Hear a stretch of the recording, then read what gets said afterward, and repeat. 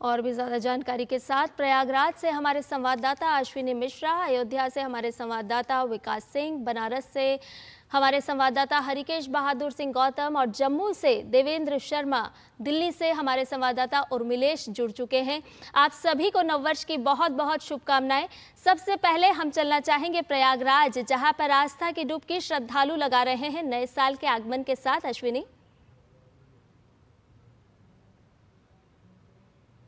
निश्चित तौर से प्रयागराज की धरती पर आस्था की डुबकी लगा रहे और आस्था का सैलाब भी उमड़ेगा जब महाकुंभ का आयोजन होगा। 13 जनवरी पौष पूर्णिमा से औपचारिक रूप से इसकी शुरुआत होगी और 45 दिनों तक चलने वाला ये महाकुंभ समरसता का, एकता का, अध्यात्म का, धार्मिकता का, पौराणिकता का, अनुष्ठानों का महाकुंभ होगा और समरसता का महाकुंभ होगा। मैं ऐसे ही एक अखाड़े में हूँ।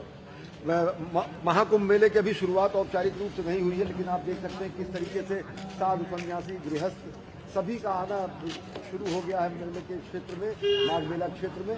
और ये शंभू पंचअग्नि अखाड़ा है जहां पर इस समय मैं मौजूद हूं और आप देख सकते हैं कि किस तरीके से पूरी दुनिया अगर नववर्ष के खुशी में तल्लीन है तो पूरी दुनियावी या मायावी या मोह माया को त्याग करके कितने हमारे संत महर्षि मनीषी यहाँ पर लगातार तपस्या कर रहे हैं, तप कर रहे हैं। और ये जो हमारी शाश्वत परंपरा है सनातन संस्कृति की, जो कि विश्व कल्याण की कामना करती है, जो प्राणियों में सद्भावना की बात करती है, जो जीव जंतुओं के भी कल्याण की कामना करती है, जो प्रकृति से साहचर्य की बात करती है, जो सर्वे भवन्तु सुखिनः की बात करती है, ये वही मनीषी है जो आदिकाल से उन्हीं नैतिक मूल्यों को लेकर अभी भी संगम की रेती पर आ चुके हैं।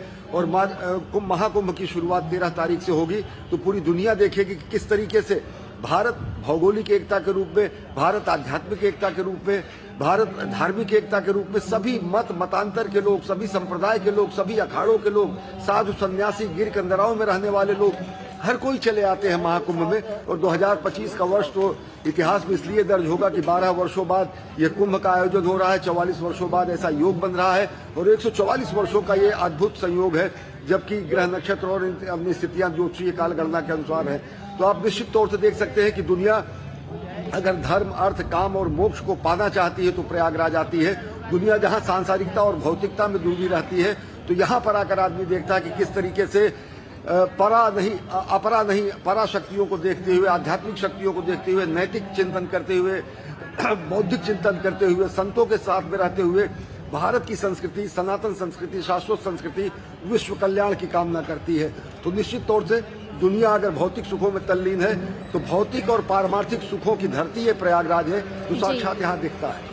बिल्कुल अश्विनी, जिसे कहते हैं ना कि सोने पे सुहागा, बिल्कुल उसी तरह का नज़ारा देखने को मिल रहा है, क्योंकि आज से नए साल की शुरुआत हुई है और अब से कुछ ही दिनों बाद हम देखेंगे कि महाकुंभ का भी आगाज़ होने वाला है। हमारे संवाददाता हरिकेश बहादुर बनारस से जुड़े हुए हैं। हरिकेश, आपसे जानना चाहेंगे कि किस तरह का नज़ारा इस वक्त देखने को मिल रहा है, क्योंकि अब जैसे जैसे सूर्योदय हुआ है, जैसे समय बढ़ता जा रहा है, वैसे वैसे भक्तों का तांता भी लगना शुरू हो गया होगा, लंबी कतारें भी देखने को मिल रही होंगी। संध्या, पहले तो नववर्ष की शुभकामनाएं आपको भी और हमारे सहयोगी जो देश के कोने कोने में खड़े होकर दिखा रहे हैं लोगों को। काशी में चूंकि मैं बताऊं आपको कि 31 दिसंबर को भी लोगों ने बाबा विश्वनाथ के दर्शन किए और 5 लाख से ज़्यादा श्रद्धालुओं ने बाबा विश्वनाथ के दर्शन किए। और इसकी जो संख्या है, इसकी जो बढ़ोतरी हुई, चूंकि लोकार्पण किया प्रधानमंत्री ने काशी विश्वनाथ धाम का, उसके बाद लगातार श्रद्धालुओं की संख्या में बढ़ोतरी हो रही है जो दर्शन के लिए आ रहे हैं। आज जो आंकड़ा है, काशी विश्वनाथ ट्रस्ट ने एक अनुमान लगाया है कि लगभग 6 लाख के आसपास लोग दर्शन जो है कर लेंगे बाबा विश्वनाथ के। काशी चूंकि बाबा विश्वनाथ के कारण जानी जाती है, धार्मिक सांस्कृतिक नगरी है। और जैसा आपको अश्विनी बता रहे थे, चूंकि प्रयागराज में महाकुंभ का आयोजन होना है और 14 जनवरी मकर संक्रांति के दिन से स्नान शुरू होंगे। और यह महाकुंभ ऐसा महाकुंभ है या कुंभ है जो कि स्नान के लिए जाना जाता है, लोग स्नान करने के लिए आते हैं। और इसका जो शुरुआत करने से पहले लोग काशी में आकर भी डुबकी लगाते हैं, जो संख्या अब दिखाई देनी शुरू हो गई है काशी में श्रद्धालुओं की, दर्शनार्थियों की, या आप पर्यटकों की भी कह सकती हैं। इसके बाद जब महाकुंभ शुरू होगा तो एक पलट प्रवाह प्रयोग करते हैं, धार्मिक टर्म्स है, कि जिसमें उस पलट प्रवाह में जो लोग महाकुंभ में स्नान करेंगे उसके बाद काशी में आते हैं, दर्शन करने के लिए बाबा के। काशी में भी स्नान करते हैं, पवित्र स्नान लेते हैं। और इस बार तो चूंकि अयोध्या में भी भगवान श्री राम लला विराजमान हो गए हैं, तो वो जो एक त्रिकोण बनेगा प्रयागराज, अयोध्या और काशी का, उसका पूरा प्रभाव पूरे इस जो स्नान के दिन पड़ेंगे मकर संक्रांति से लेके और बसंत पंचमी तक, उसमें यह जो संख्या है दर्शनार्थियों की, श्रद्धालुओं की या इस पवित्र स्नान लेने वाले श्रद्धालुओं की, वो प्रयागराज के साथ साथ काशी में भी और अयोध्या में भी दिखाई देगी। क्योंकि अभी ये जो संख्या बल है, श्रद्धालुओं की संख्या बढ़ी है, उसके लिए पूरे वाराणसी में बाबा विश्वनाथ का जो मंदिर है उसके मैदागिन चौराहे से लेकर गोदौलिया चौराहे तक नो व्हीकल जोन कर दिया गया है। सुरक्षा की व्यवस्था बढ़ा दी गई है। चारों द्वारों से श्रद्धालुओं को प्रवेश की व्यवस्था की गई है।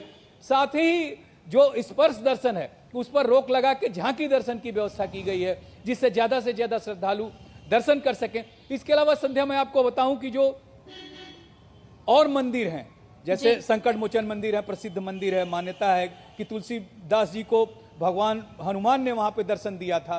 दुर्गा कुंड मंदिर है, जहां पे मां दुर्गा ने अपने एक भक्त की रक्षा के लिए पूरे कुंड को रक्त से भर दिया था, जो शत्रु थे उनके, उसकी भी मान्यता है। इसके अलावा यहाँ पर शूलटंकेश्वर एक मंदिर है, जहाँ से काशी की शुरुआत मानी जाती है। भगवान महादेव का मंदिर है, कर्दमेश्वर महादेव मंदिर है, उसके अलावा गौरी केदारेश्वर मंदिर है, मृत्युंजय महादेव मंदिर है, तिलभांडेश्वर मंदिर है, मार्कंडे महादेव का मंदिर है जो गंगा और गोमती के तट पर स्थित है। इन सारे मंदिरों में जो श्रद्धालु हैं, दर्शनार्थी हैं, वो नववर्ष मनाने के लिए भगवान का आशीर्वाद ले रहे हैं और कामना कर रहे हैं कि विश्व मंगल हो, विश्व सुखमय हो, लोगों को भगवान जो है उजाला दें, लोगों को सुख शांति दें, समृद्धि प्रदान करें। जी, निश्चित तौर पर हरिकेश, तमाम मान्यताओं और पौराणिक मान्यता खास तौर पर समृद्ध है वाराणसी। आपने अयोध्या का जिक्र किया तो अयोध्या ही चलते हैं। हमारे संवाददाता विकास सिंह भी वहां पर मौजूद है। विकास, आपसे जानना चाहेंगे, प्रभु श्री राम के दर्शन को सभी आतुर नजर आ रहे होंगे। नए साल का आगाज किस तरह से किया जा रहा है अयोध्या में? बिल्कुल, नए वर्ष का स्वागत, प्रभु श्री राम के दर्शन करने को लेकर यहाँ पर भीड़ है, जो हम सीधे तस्वीरें आपको दिखवाएंगे। सबसे पहले ये भीड़ है, ये आस्था का सैलाब उमड़ा हुआ है प्रभु श्री राम के मंदिर में, भव्य मंदिर में, जिसका 500 साल से इंतजार था। वो मनोकामना पूरी हुई। लोगों की न जानी कितनी पीढ़ियां इसको देखने के लिए देखते हुए सपने आंखों में लेके इस दुनिया से चली गई।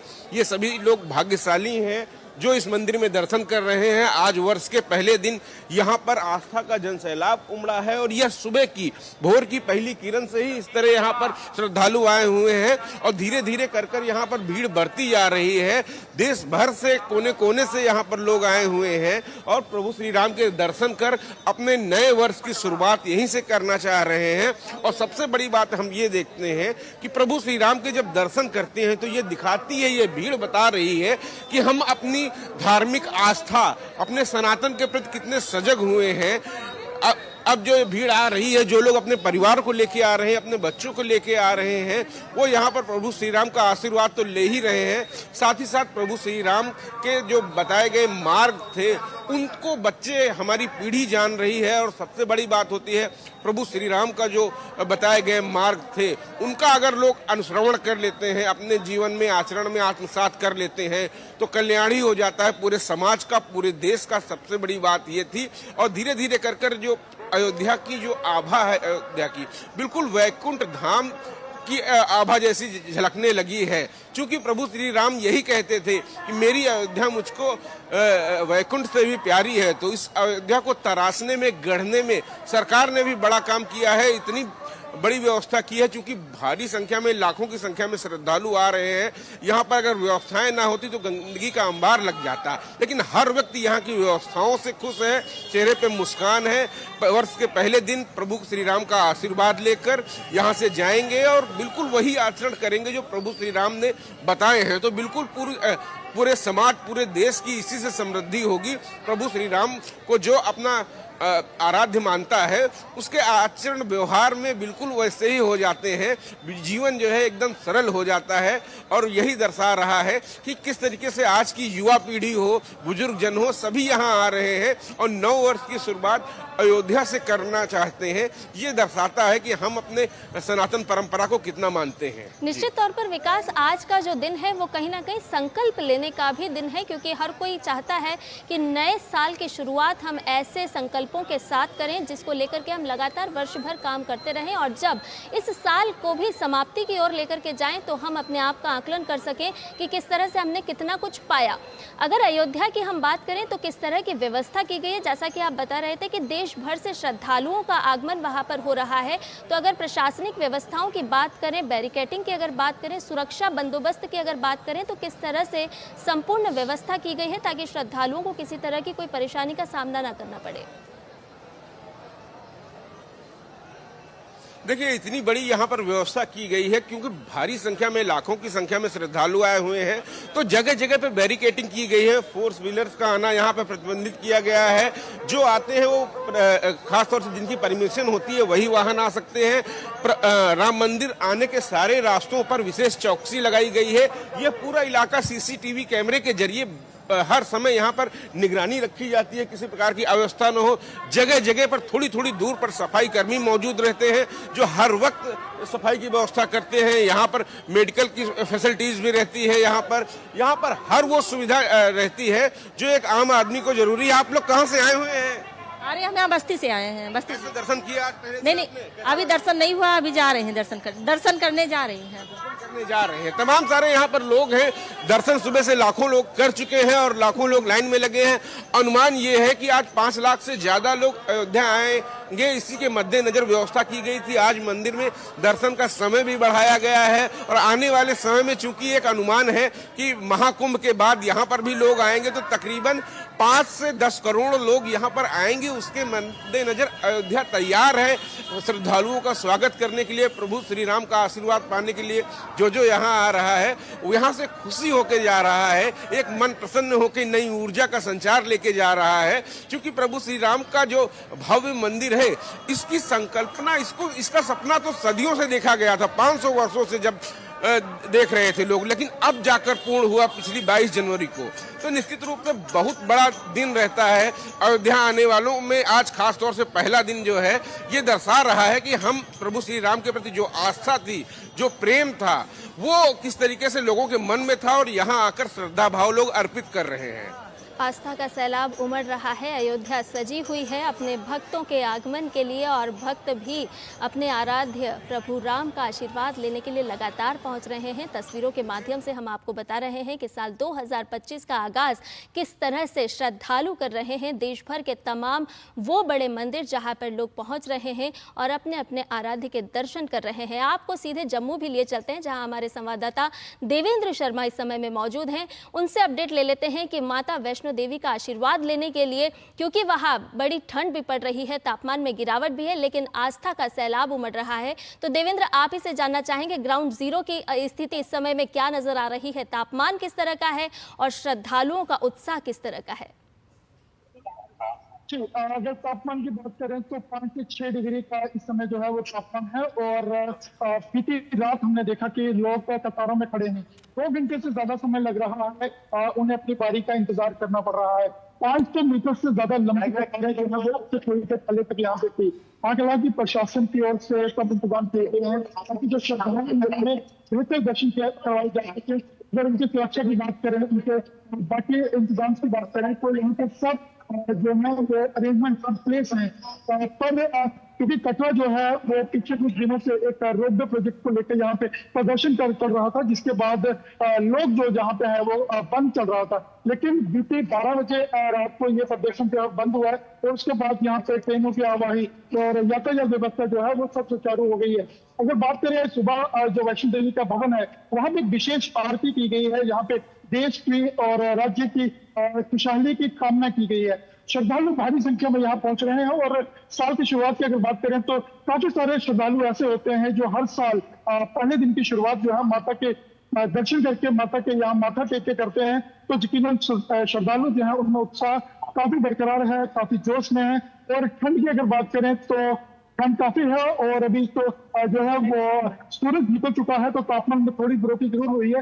लेकिन अगर रात की बात करें तो शून्य से नीचे जो है वो पारा हो चुका था, और उसके बावजूद भी लोग यहाँ दर्शनों के लिए आ रहे थे और लंबी कतारों में खड़े थे। जी, निश्चित तौर पर देवेंद्र, तापमान भले ही लुढ़क रहा हो, तापमान में गिरावट दर्ज की जा रही हो, लेकिन मौका नए साल का है और वो श्रद्धालु बेहद ही आज खुश नसीब होंगे जिन्हें माता के दर्शन करने का मौका मिलेगा।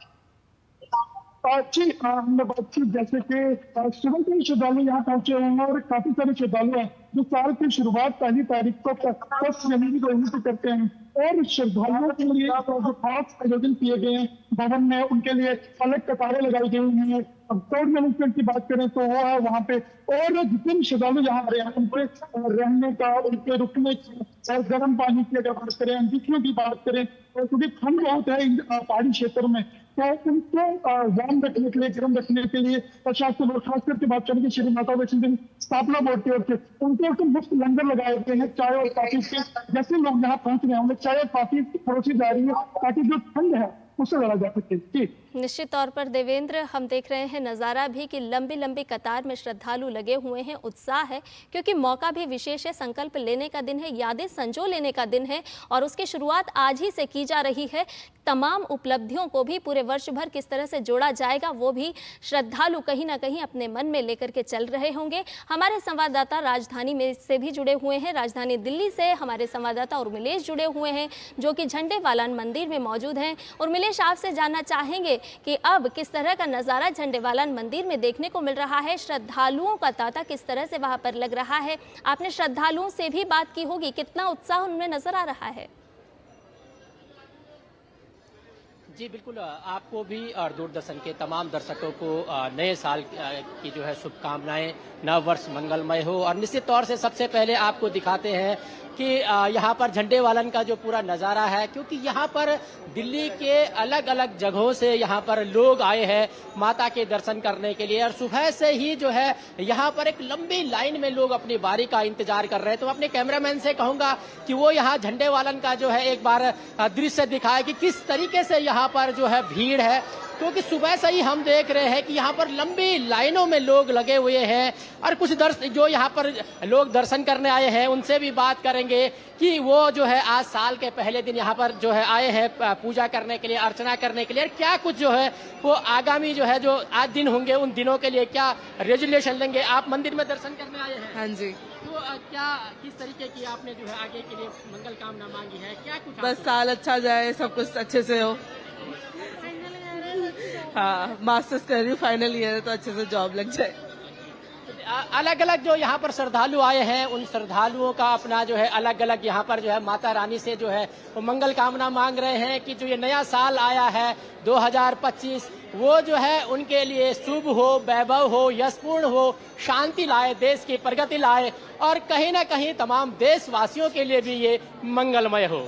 जी बिल्कुल ही, आज सभी लोग यही संकल्प ले रहे हैं कि जो नव वर्ष है 2025 का आगाज जिस तरह से किया जा रहा है तो सुख, समृद्धि, वैभव का तो वास हो ही, साथ ही साथ जिन संकल्पों को लेकर के आज से नए साल की शुरुआत की जा रही है तो पूरे वर्ष भर उन संकल्पों के पूरा होने की कामना भी की जा रही है। निश्चित तौर पर आप सभी का बहुत बहुत धन्यवाद। प्रयागराज से हमारे संवाददाता अश्विनी मिश्रा, दिल्ली राजधानी से जुड़े थे हमारे संवाददाता उर्मिलेश, कटरा से हमारे संवाददाता देवेंद्र, और साथ ही साथ बनारस से जुड़े थे हमारे संवाददाता हरिकेश बहादुर सिंह, अयोध्या से प्रभु राम के दर्शन करा रहे थे हमारे संवाददाता विकास सिंह। आप सभी को नववर्ष की एक बार फिर से शुभकामनाएं, और आप सभी को बहुत बहुत धन्यवाद ग्राउंड जीरो से हमारे दर्शकों को प्रभु के दर्शन कराने के लिए।